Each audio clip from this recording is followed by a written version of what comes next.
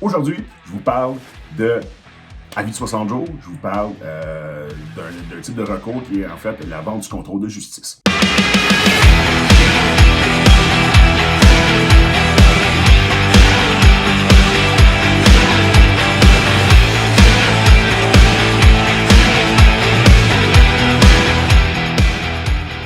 J'ai déjà parlé dans des précédentes vidéos qui existent en fait plusieurs. En fait, je vous ai expliqué que j'aime beaucoup les dossiers d'avis de 60 jours pour faire ma prospection hors marché. Je vous ai également expliqué qu'il y a deux types de recours, la prise en paiement et la vente du contrôle de justice. Donc, je vais vous adresser aujourd'hui, c'est quoi exactement une vente du contrôle de justice. Donc, un créancier a une hypothèque sur une maison, le débiteur ne paye plus son créancier, donc le créancier va pouvoir faire un avis de 60 jours, OK, sous forme d'une vente du contrôle de justice. Donc, ça va être écrit sur le registre foncier, un préavis d'exercice en vente du contrôle de justice. Donc, qu'est-ce que ça veut dire? Ça veut dire qu'au bout du processus, ça veut dire que si le débiteur ne trouve pas une entente avec son créancier, et donc ça va jusqu'au bout, le créancier a le droit de vendre du contrôle de justice, donc il va instituer la justice, donc le juge va mandater probablement un courtier immobilier, va probablement mandater un huissier qui va s'occuper de mettre la maison en vente sous le contrôle justement de la justice. Donc, ça va être affiché par un courtier sur très fort probablement Centris. Ça va être affiché justement comme une reprise de finances. Okay? Donc, c'est la fin du processus. Là, t'sais. Donc, évidemment, moi, comme prospecteur, j'aime beaucoup mieux aller acheter la maison directement du propriétaire alors qu'il reçoit son préavis d'exercice. C'est beaucoup plus intéressant pour moi à ce moment-ci. C'est beaucoup moins intéressant de l'acheter une fois qu'elle est rendue sur Centris, que le courtier se prend une commission, que le huissier va se prendre aussi un certain pourcentage de la vente. Bref, puis là, que tout le monde y a accès au CSD-là. Là. Tout le monde va le voir sur Centris. Tous les courtiers y ont accès, puis tous les clients des courtiers vont le voir aussi une fois qu'il va être affiché sur Centris.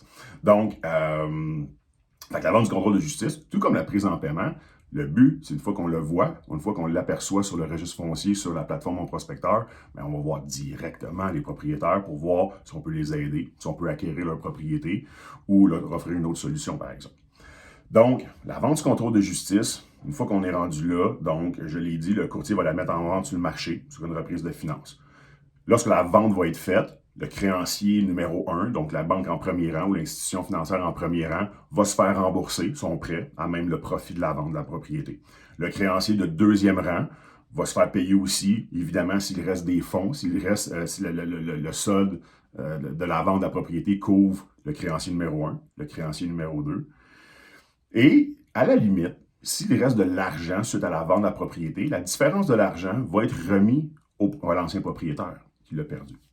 À l'opposé, si la vente est faite et tous les créanciers ne sont pas couverts, la dette, le montant supplémentaire qui est dû au débiteur, qui est dû au créancier, pourrait être toujours dû par le fameux débiteur en question.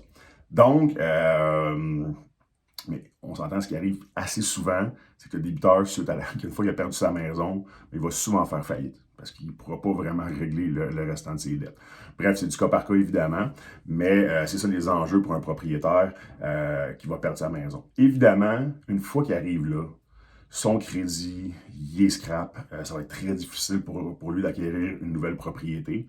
Donc, c'est toujours extrêmement judicieux pour un propriétaire qui est en détresse de vendre sa propriété directement à un investisseur comme moi et toi avant qu'il perde sa maison ou sous le contrôle de la justice. C'est toujours une meilleure stratégie pour lui. Il va éviter les procédures, il va éviter de ruiner son crédit. Bref, c'est une bonne stratégie pour lui. Donc, c'est ça les ventes du contrôle de justice, puis c'est pour ça que c'est très intéressant de les prospecter hors marché.